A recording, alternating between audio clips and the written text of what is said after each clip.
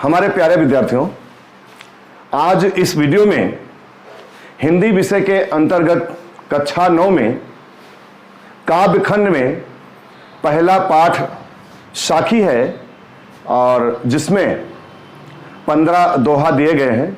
कबीरदास की रचना है। पिछले वीडियो में हम 7 दोहा का वर्णन अध्यापन कर चुके हैं।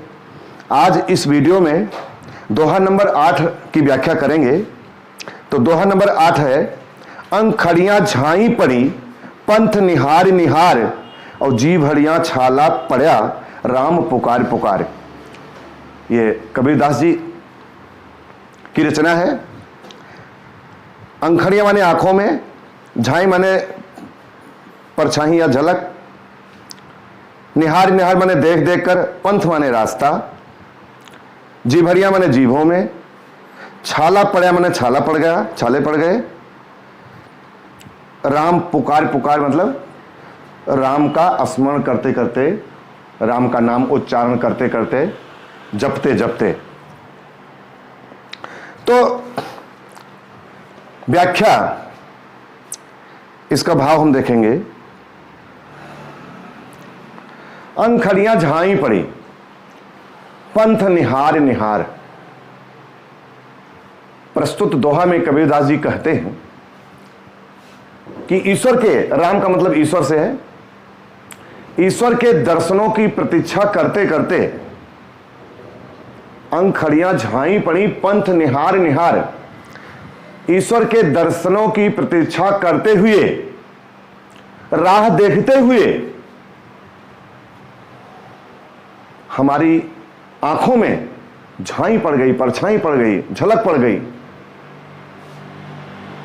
और जी भरियां छाला पड़या, तथा हमारे जीभों में राम नाम का जाप करते हुए, करते करते करते हुए छाले तक पड़ गए।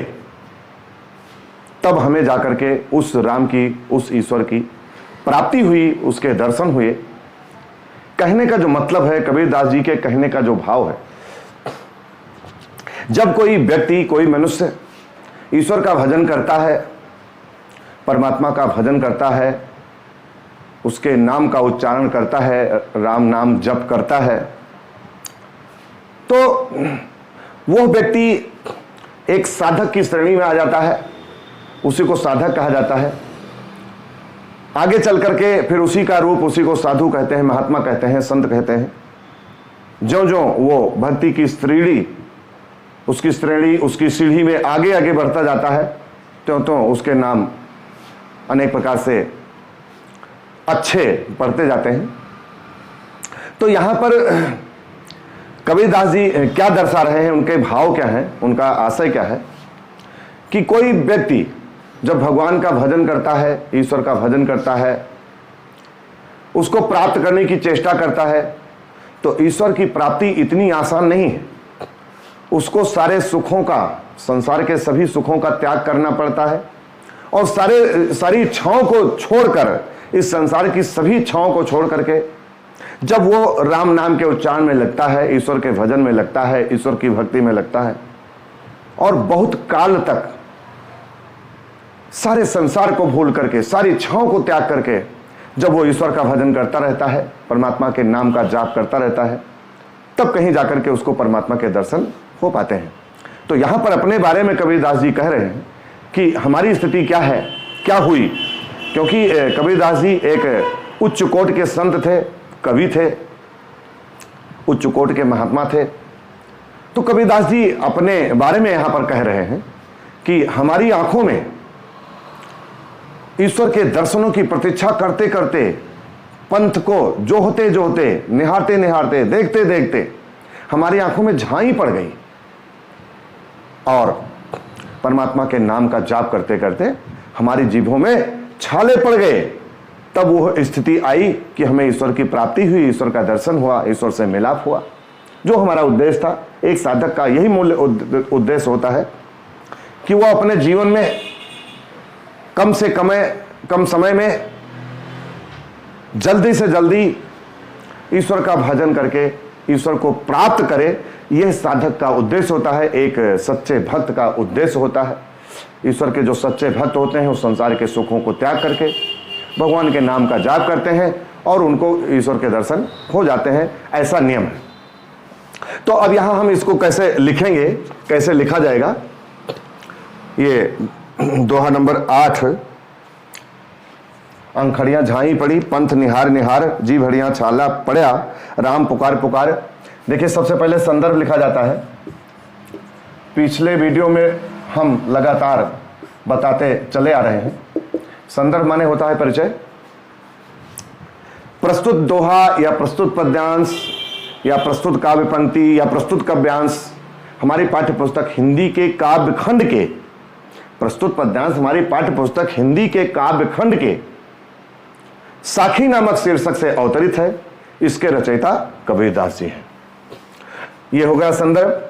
और इसके बाद में प्रसंग, इसके बाद में प्रसंग। प्रसंग का मतलब क्या होता है, हम पिछले वीडियो में हमने इसको भली भांति से बताया हुआ है इसके बारे में। देखिए, प्रसंग माने जिसके बारे में वर्णन किया जाए, काव्य पंक्ति, कोई भी काव्य पंक्ति है तो उसमें यह दर्शाना होता है कि यहाँ किस चीज के बारे में वर्णन किया गया है। तो यहाँ पर इस दोहा में ईश्वर के एक सच्चे भक्त के बारे में, उसकी लगन के बारे में, उसकी जिज्ञासा के बारे में, उसकी भक्ति करने के दृढ़ संकल्प के बारे में कबीरदास जी ने बहुत ही मनमोहक, बहुत ही सचित्र, अद्भुत वर्णन किया है। और इसके बाद में फिर व्याख्या लिखते हैं। संदर्भ प्रसंग व्याख्या काव्य खंड में लिखने का यही क्रम होता है। सबसे पहले हम संदर्भ लिखते हैं, फिर प्रसंग लिखते हैं, फिर व्याख्या लिखनी होती है। तो यहां पर व्याख्या में हम लिखेंगे, अंखड़ियां झाई पड़ी, पंथ निहार निहार, जी भड़ियां छाला पड़या, राम पुकार पुकार।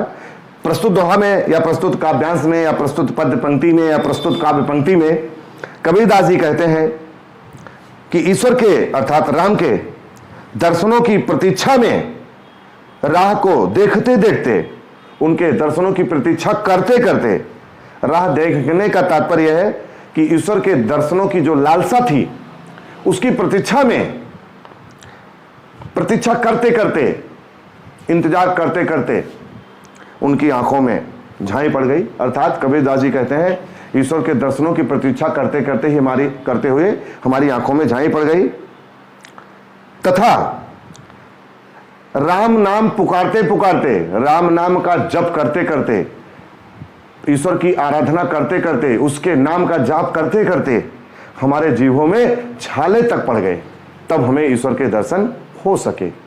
कहने का जो तात्पर्य है, कबीरदास जी ने ईश्वर को प्राप्त कर लिया था, उसका सबसे बड़ा उनकी शक्ति का जो प्रमाण है, हम लोगों ने उनके जीवन परिचय में देखा कि जब कबीरदास जी की मौत हुई, उनका अंतिम अंतकाल हुआ, उनका देहावसान हुआ, तो उनके दोनों प्रकार के शिष्य थे, हिंदू भी थे, मुस्लिम भी थे, दोनों में झगड़ा हो गया अंतिम संस्कार को लेकर के।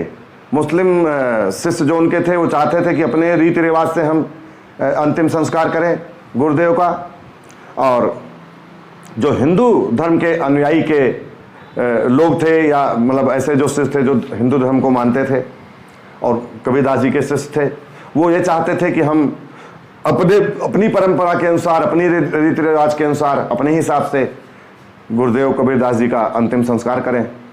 दोनों में विवाद हो गया और एक चादर से इनके शव को रख दिया गया, और काफ़ी विवाद के बाद जब मामला हल नहीं हो सका तो चादर को जब हटाया गया तो वहाँ पर कबीरदास जी की लाश, उनका शव गायब हो चुका था, उनकी लाश गायब हो चुकी थी और वहाँ पर पुष्पों का ढेर केवल पड़ा मिला, और उसी को दोनों पक्षों के शिष्यों ने बांट लिया और ये विवाद भी यहीं पर समाप्त हुआ।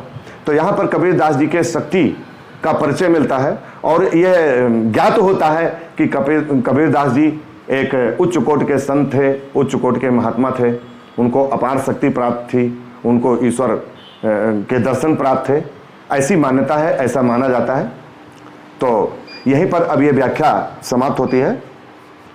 हमारे प्रिय विद्यार्थियों, व्याख्या को तैयार करने का जो तरीका है, हम पिछले वीडियो में बार बार बताते चले आ रहे हैं कि आपको इसको 5 बार रिप्ले करते हुए बार बार एकाग्रचित होकर ध्यानपूर्वक इसको देखना है, सुनना है, समझना है।